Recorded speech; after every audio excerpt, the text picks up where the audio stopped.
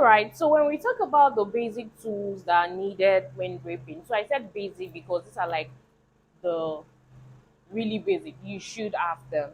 Number one, can you guess? The most important one is your dress form. Yes, your dress form. You really need a dress form, and of course, not just any kind of dress form. You need a fully pinnable dress form. A fully so okay, let's say you need a fully pinnable dress form or a partially pinnable dress form. So fully pinnable means that the pins can go right in. So I have my pin, the pin can go right into the dress form. While partially pinnable means that you have to tilt the pin at an angle. Okay, so whichever one you have can still get you started in draping. Okay, preferably don't go for the one that is not pinnable at all because it's going to be stressful. Yes, you can still drape with the one that is not pinnable at all. It probably just has a fabric on top of the plastic inside the dress form. You can still work with it, but for beginners it might be stressful, but there's a technique to which you can use to work with it. Okay, so you need a dress form, you need a shell cup. So this is called a shell cup. It is used to pad the bust. Um, so you might want to ask me why this rounded one? Why not the regular bra cup that is half shape? So it is recommended that you get this round one actually, because they are trying to imitate all of this. This, for example, is part of the padding tools that you need when padding your dress form. Okay, because dress forms come in certain sizes. We're still going to have a class where we talk about dress forms. Dress forms come in certain sizes, and you want to pad to imitate the body size of your client. So that's the person you are working with. So you want to ensure that this is rounded enough to imitate that is a full bust. Okay, so this is always ideal. It's called a shell cup, Shell cup. It's a shell cup. It comes in different sizes. You can get them in the market. There's another one that is still rounded, but maybe not in this design, but it's still rounded. Okay, so you can get this is a shell cup. It's used for padding the bust. Okay, you also have shoulder pads. Yes, you also have shoulder pads. So I like to mention that there are different kinds of shoulder pads in the market. However, I recommend this one. You can check Lusodium on Instagram. We have this. That's on our sewing tools page. We sell this particular one. This is the one I really recommend for padding when it comes to draping. Now, like I said, there are different types of shoulder pads in the market, almost like three, four, five designs. But the reason why I recommend this is because when you look at this, it has a really thick part here, and on this point it is totally flat. Okay, on this point it's totally flat, then on this thick point it is, on this area it is thick. So this gives a very nice flow. It thins out and blends into the body, so you're not trying to struggle with one part is thick, another part is thick, but it's just two different thickness. This actually, the thickness reduces as it goes down, which makes it really easy when you're trying to pad maybe your waist, your bust, anywhere. This really works for it.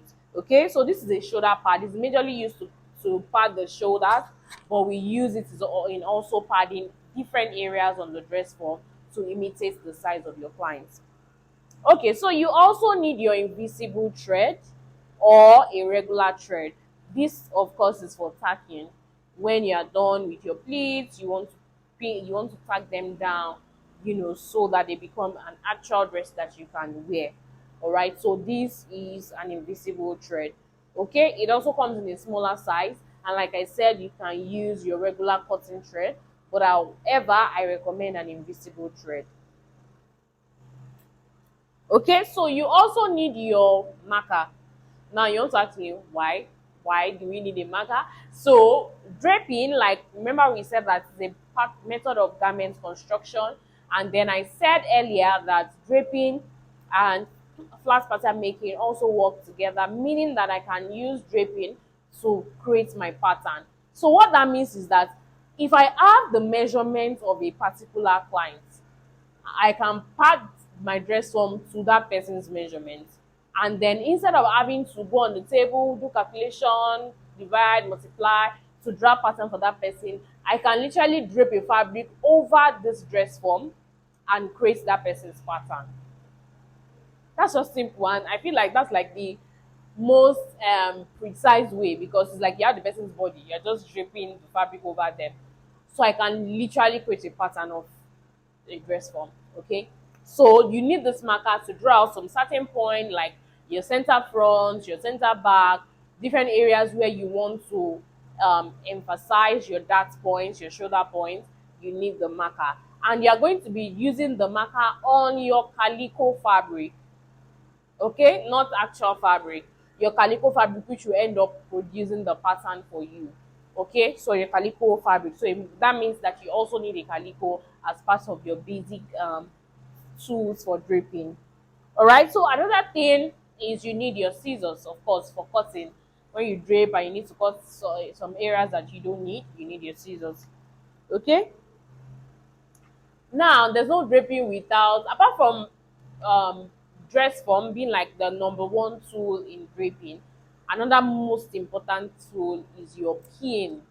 Ha ha ha.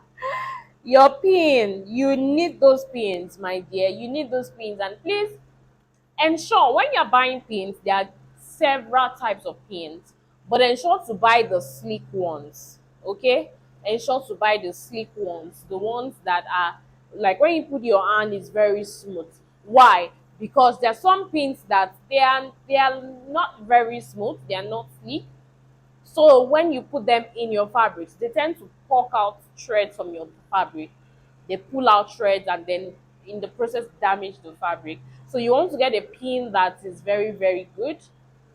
You can get it from the sodium as well. We have different types of pin, but this one, just tell them you want the sleek pin, the very quality one, and then they'll give it to you.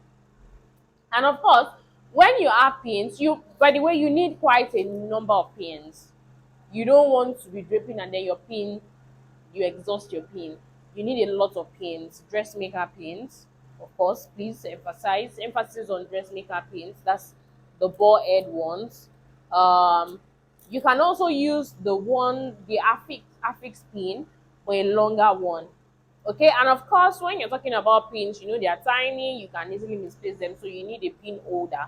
So this is a magnetic pin holder, or you can as well use your pin cushion. So this, I advise this more because it can be worn on the wrist, and then it's, you know, when you're moving around with you don't have to drag, and then you're not exactly carrying it, it's just worn on your wrist. So you have your pins very close to you. Okay, so these are the basic tools that you need. Any other one that I remember, I'll probably just put in and add during the course of the video. However, if you have all of these, they're just basic tools that you can get around.